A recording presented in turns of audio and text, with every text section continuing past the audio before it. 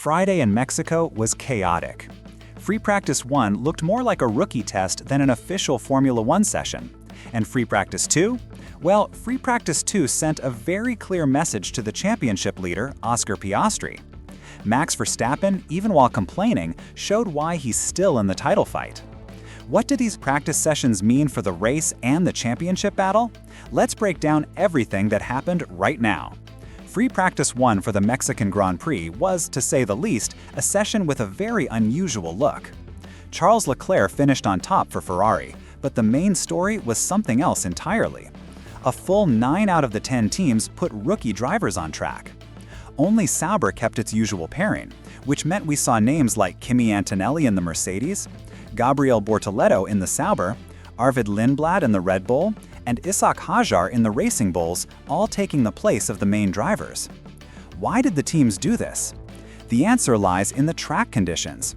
The circuit was extremely dusty, or green as we say. When the track is like that, the data collected at the start of the weekend is comparatively less valuable.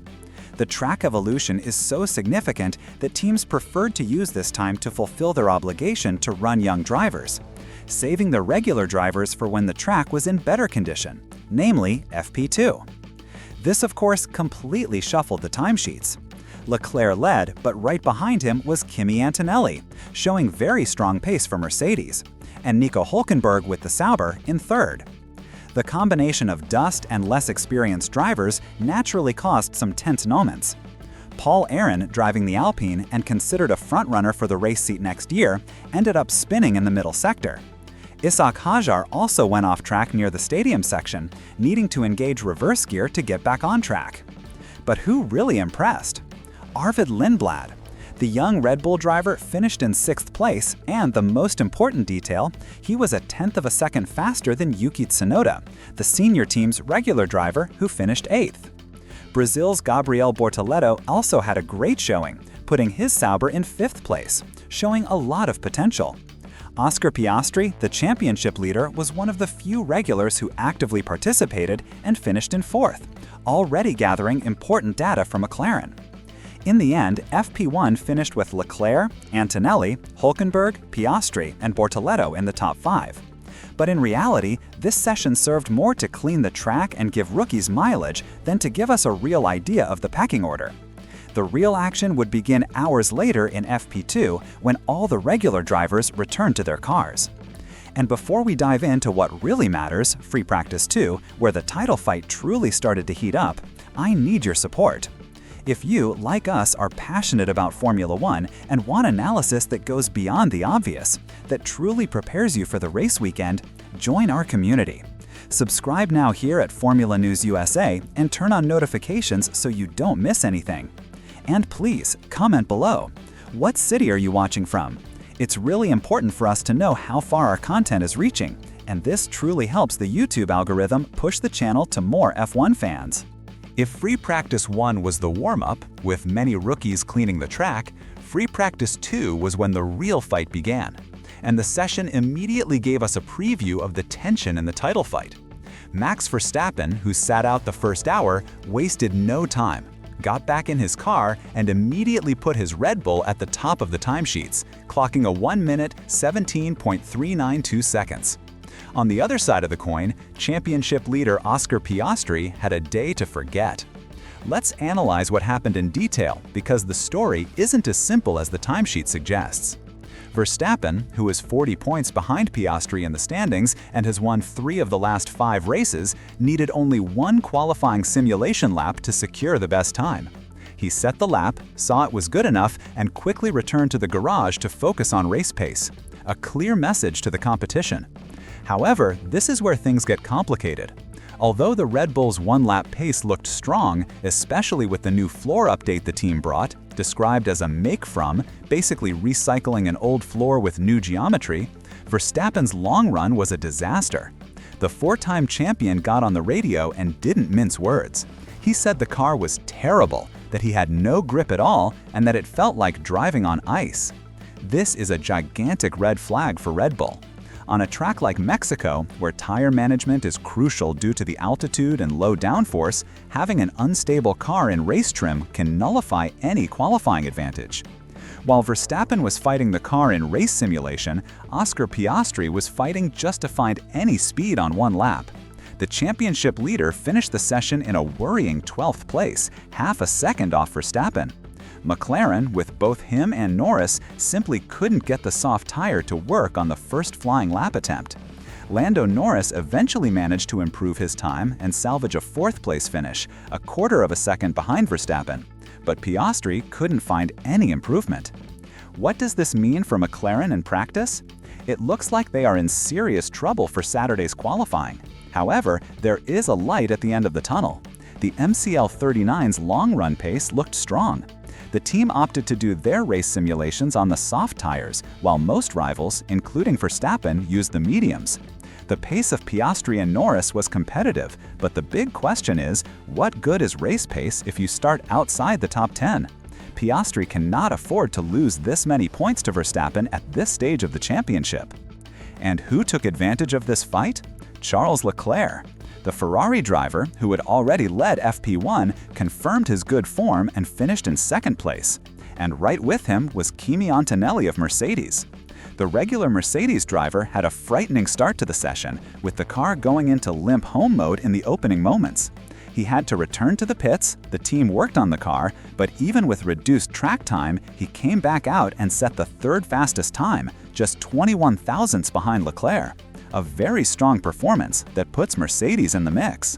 Lewis Hamilton in the other Ferrari made a major mistake on his first flying lap attempt, but he later recovered to close out the top 5.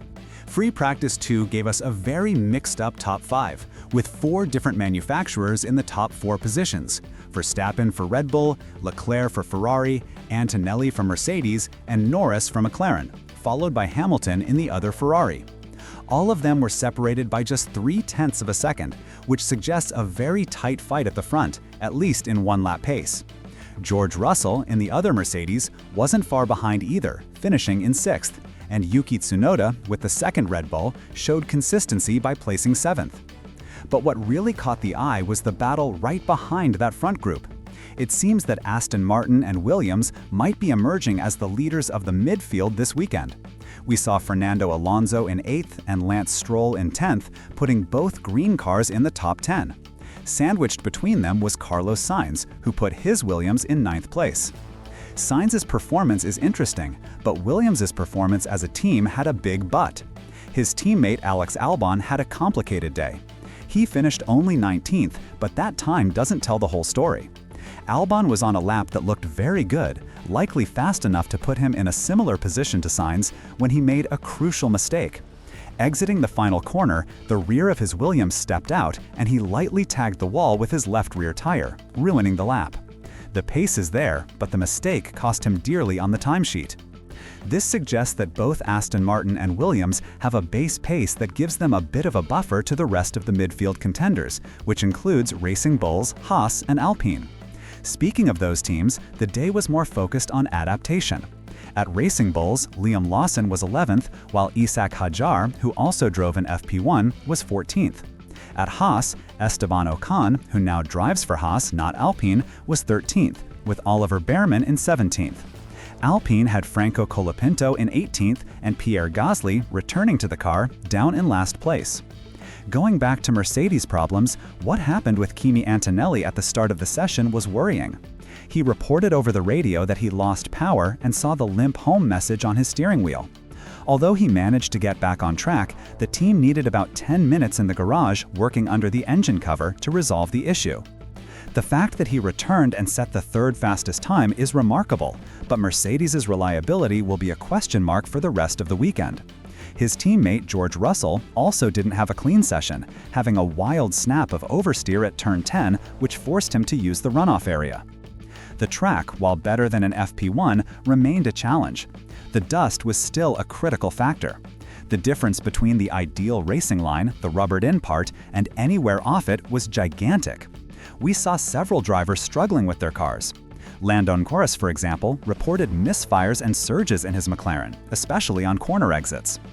Yuki Tsunoda also gave Red Bull a scare when he heavily clattered the curb at turn 2, bottoming out the car. The altitude of Mexico City always tests the cars to their limits, and this Friday was no exception. The stage for Saturday is fascinating. Verstappen is the fastest on one lap, but complains the car is undrivable in race pace. Piastri, the championship leader, is lost in the midfield on qualifying pace, but seems to have a good car for Sunday. And between them, we have Ferrari and Mercedes ready to attack.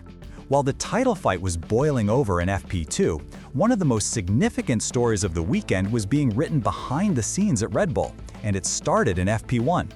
We mentioned that Arvid Lindblad, the rookie driving Max Verstappen's car, finished 6th and was faster than Yuki Tsunoda. But the depth of that performance only became clear after the sessions, when Helmut Marko and Laurent Mekies commented on the young driver's performance. Let's look at the facts. Lindblad was 93 thousandths faster than Tsunoda, driving a senior team car against the other. Of course, it's easy to argue that the run plans were different. Mekies, the team principal, confirmed they simplified Lindblad's workload, leaving him on lower fuel to focus on acclimatization, while Tsunoda was already focused on race simulations. But Helmut Marko himself said that at some stages they were on the same sort of run plan. In other words, the comparison, while not 100% direct, is valid. What really impressed Marko wasn't just the lap time, it was the feedback. The Red Bull advisor described Lindblad's work as solid and called him by far the fastest rookie. Most importantly, he said that technical feedback was also very impressive and had profound influence and exact definition. Coming from Helmut Marko, that is the highest praise a junior driver can receive. Lindblad didn't have a perfect session. On his first attempt with soft tires, he made a mistake at turn 12, riding over the curbs at the stadium entrance. But he kept his cool, returned to the pits, went out on the same set of tires, and set his fastest time. And now, the most crucial analysis of the day. Helmut Marko effectively dismissed the importance of Formula 2 as an evaluation criterion. He was explicit in saying that F2's problems, engine failures, issues with the new fuel, and disqualifications, citing one Isak Hadjar suffered in the past, are distorting the real capabilities of the drivers. Marko said drivers like Antonelli and Behrman also weren't the absolute frontrunners in their F2 seasons. For him, what Lindblad did this Friday in an FP1 test shows the real potential of a driver. When Marko was asked what it meant for Lindblad to be faster than Tsunoda, he was enigmatic but direct. That he is a talented young driver. What does this mean in practice? It means the pressure on Yuki Tsunoda just increased exponentially. He is in the senior Red Bull car, and a rookie in his first opportunity in Verstappen's car was faster. This puts Lindblad firmly on the radar for the future and shows that Red Bull is using these FP1s as real auditions for their seats. So, what's our takeaway from this Friday in Mexico? We have a fascinating battle ahead. Verstappen is fast on one lap, but his Red Bull seems undrivable in race trim. Piastri, the championship leader, has the opposite scenario, slow in qualifying, but with a car that could perform on Sunday. And lurking, Leclerc and the Ferrari and Antonelli have shown they can absolutely spoil the party. Now I want your opinion. What did you think of this Friday? Do you think Piastri is really in trouble for qualifying? And what do you think about Lindblad's performance and Marko's comments about F2? Comment everything down below. Let's debate. And if you liked this complete analysis, if it helped you better understand what's at stake at the Mexican GP, please show your support. The best way to do that, and it is incredibly important for us, is to subscribe to Formula News USA. If you aren't subscribed yet, please hit that button. It is the single most important thing you can do to help us grow and reach more F1 fans just like you. And please keep those comments coming. It's the best way to fuel our community.